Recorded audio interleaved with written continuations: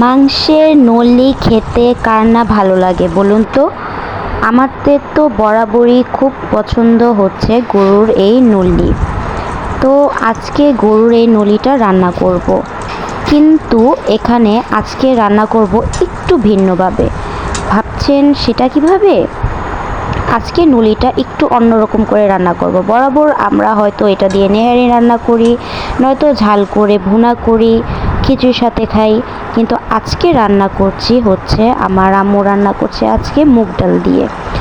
তো প্রথমে এটা রান্না করার জন্য পেঁয়াজ, আদা রসুন, তারপরে যত মশলা আছে যেরকম ধনিয়া গুঁড়া, হলুদ গুঁড়া, মরিচের গুঁড়া, লবণ, এভাবে মাংসটা আমরা যেভাবে কষাই সব কিছু নর্মালি এভাবেই রোজকার মতন কষিয়ে নিতে হবে।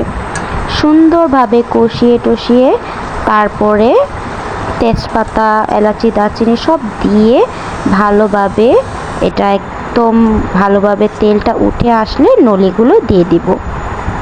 নলিগুলি দেওয়ার পরে একদম যত পারেন ভালোভাবে ধরেন 20-25 মিনিট, আধা ঘন্টা, 1 ঘন্টা যত সময় লাগে ভালো করে কষিয়ে নেবেন যাতে একদম মাংসটা সফট হয়ে যায়। যদি বাসায় প্রেশার কুকার থাকে প্রেশার কুকারেও করতে পারেন। আমাদের এভাবে রান্না করা হয়েছিল। তারপরে এখানে কাঁচামরিচ দিয়ে দিবেন।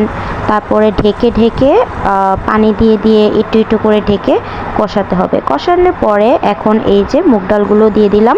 মুগ ডালগুলো দিয়ে সাথে মুগ ডালটা কষিয়ে তারপরে আরও ভালোভাবে পানি দিয়ে আরও জাল পাইয়ে নিতে হবে। তারপর ফুটে আসলে ডালটা গলে গেলে তারপর জিরা দিয়ে নামিয়ে নিতে হবে। এই তো, একদম সহজ। কিন্তু রেসিপিটা না যত সহজ, খেতে আরও বেশি মজা। আসলেই খুব মজা। এটা আমি সুন্দর করে একদম মাংস তো ক্ষয়ে ক্ষয়ে যাচ্ছিল, একদম নরম হয়ে গিয়েছিল। আমি তো খেয়েছিলাম রুটির সাথে। আপনারা ভাত, পরোটা সব কিছুর সাথে খেতে পারবেন। ট্রাই করে দেখতে পারেন।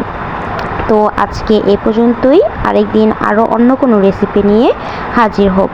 আল্লাহ হাফেজ।